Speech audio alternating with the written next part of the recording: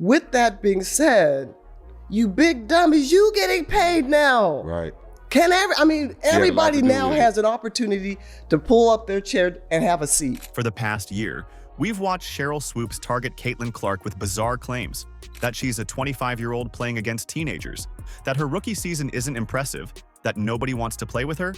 The attacks seemed endless. Some of your peers, they will recognize, her game, but they won't recognize her impact.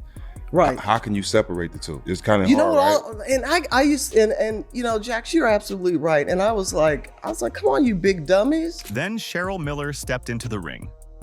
The basketball legend and former Clark coach just delivered a knockout blow on the All the Smoke podcast, calling Swoopes a big dummy and dismantling the false narratives.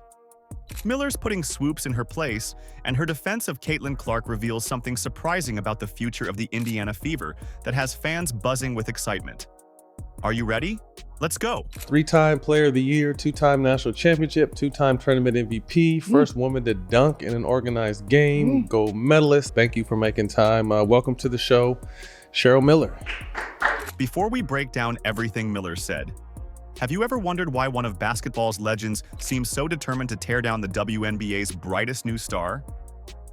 Let's unpack the bizarre crusade Sheryl Swoopes has waged against Caitlin Clark from her college days right through her rookie season. Let's also talk about how much more experience that gives you over other players coming in, right? So people say, dang, like he or she's killing them, but you have a 25-year-old playing against a 20-year-old. It all started with Swoopes making wildly inaccurate claims about Clark's college career. In perhaps her most outrageous statement, Swoopes claimed Clark was a 25-year-old playing against 20-year-olds during her time at Iowa. The reality? Clark was just 22 and playing in her fourth year like countless other college seniors. When called out on this falsehood, Swoopes backpedaled, suggesting it was just hyperbole related to COVID eligibility rules. A weak excuse that didn't hold water. Caitlin Clark right now probably takes about 40 shots a game. Here we go. I know you like that. Hell yeah. I said that because when she comes to the league, regardless of what team she goes to that has vets on that team, she probably ain't gonna get 40 shots a game. But Swoopes was just getting started. She went on to claim that Clark took 40 shots a game, painting her as a selfish volume shooter. The actual number? Clark averaged 22.7 shots per game.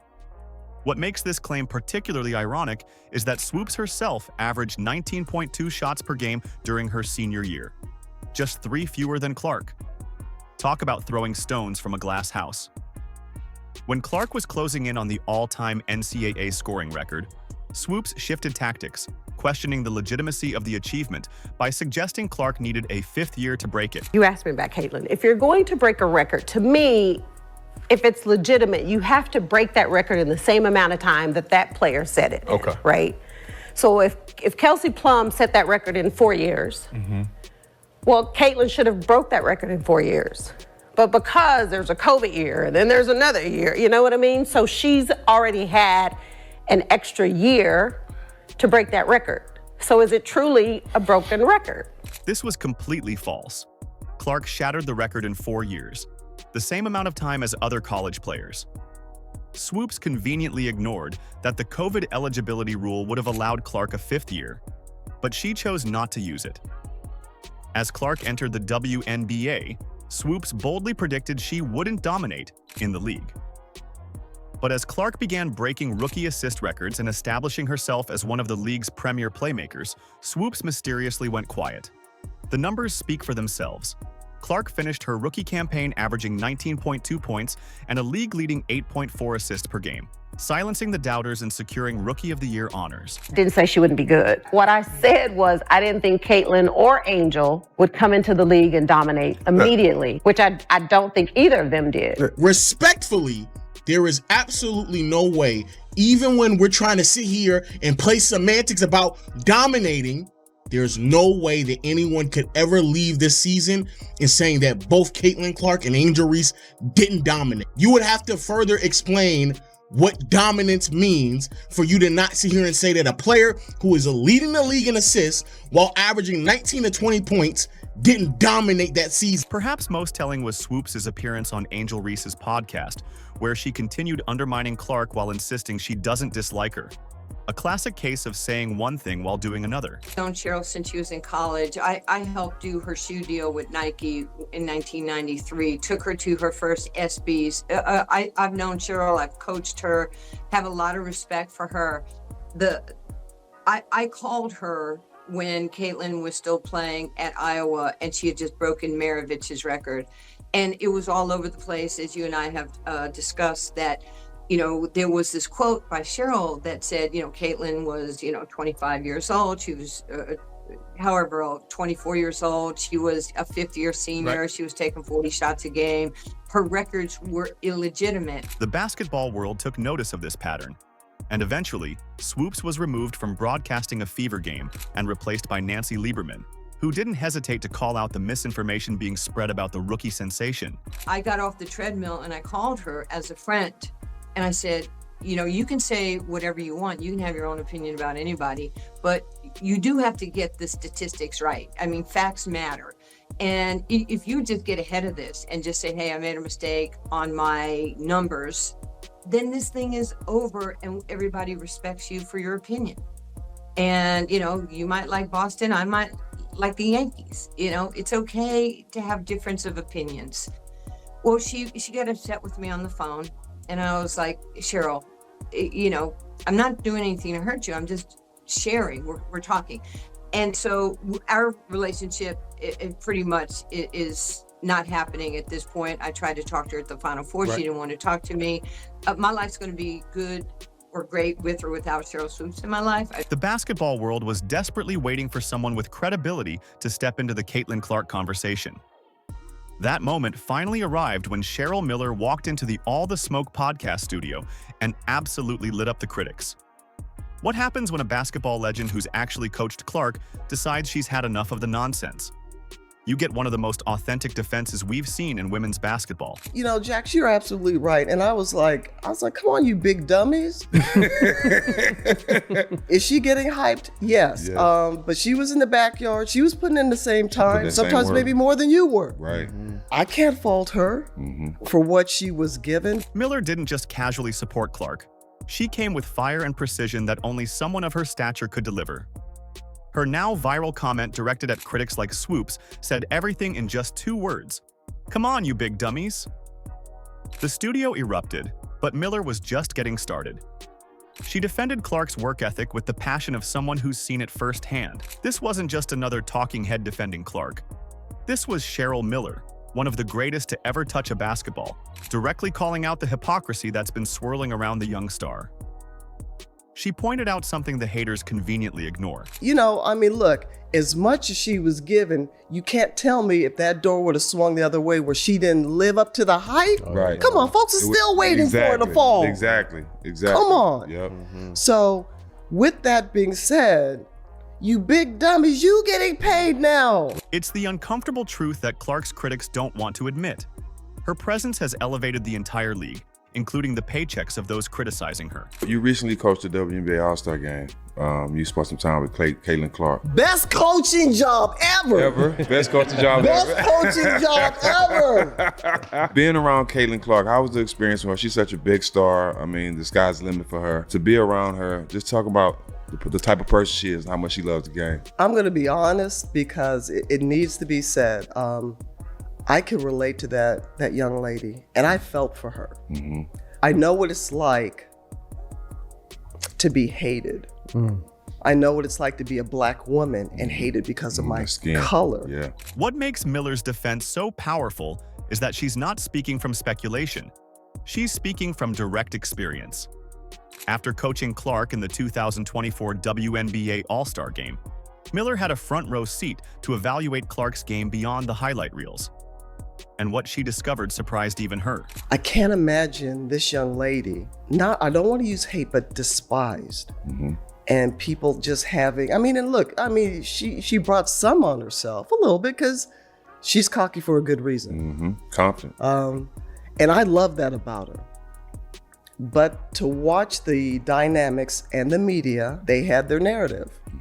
And I was pleased and proud to see the narrative wasn't the truth. I was pleased and proud to see the narrative wasn't the truth, Miller revealed, effectively dismantling months of media spin in a single sentence.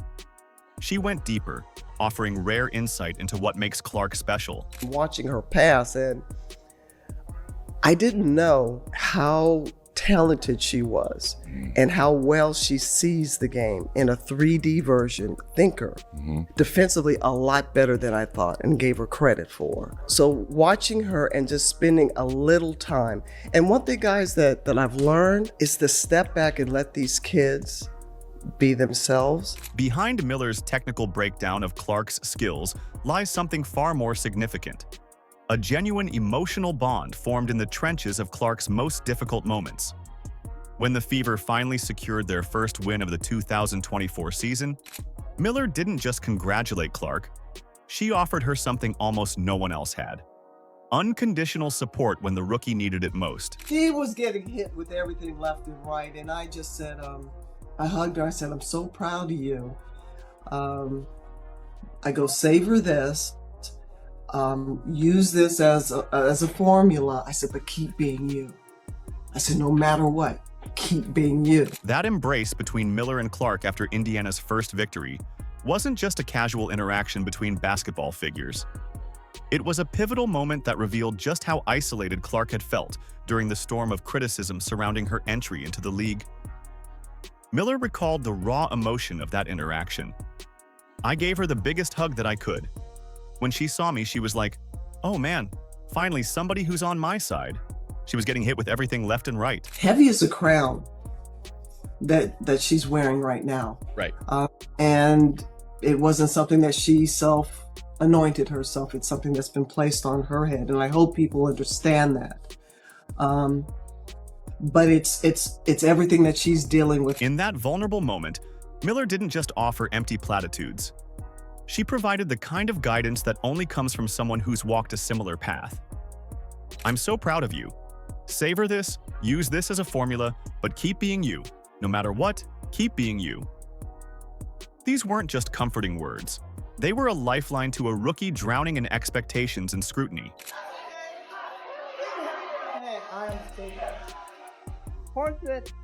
And I gave her the biggest hug that I could. And when she saw me, she's like, oh man, finally somebody I see that's on my side.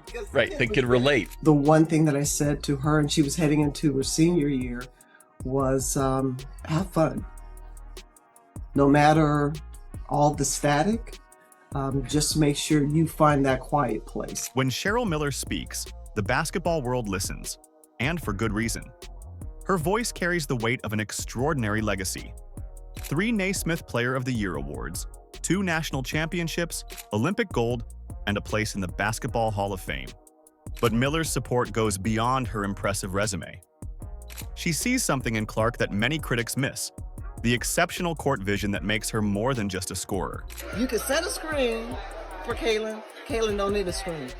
Kaylin's got great handles. The one thing that I don't think people really appreciate about that young lady's game, she can pass the ball. She can't pass. She got great assists. And the bounce pass is powerful, which is almost non-existent in the game. The one thing that I think people don't really appreciate about that young lady's game, she can pass the ball, Miller emphasized, highlighting an aspect of Clark's play that transforms her from merely great to potentially transcendent. This wasn't just praise, it was validation from someone who recognizes basketball brilliance when she sees it. I love what they've done for the women's game from a collegiate level to now, and it's working. And it was only a matter of time. And great narratives, great storylines, but now the bottom line comes down to one thing: it's about basketball, and it's about wins. What makes Miller's perspective especially valuable is her unique position at the intersection of player development and media narratives. During the 2024 WNBA All-Star Game, she witnessed firsthand Clark's greatness in real time.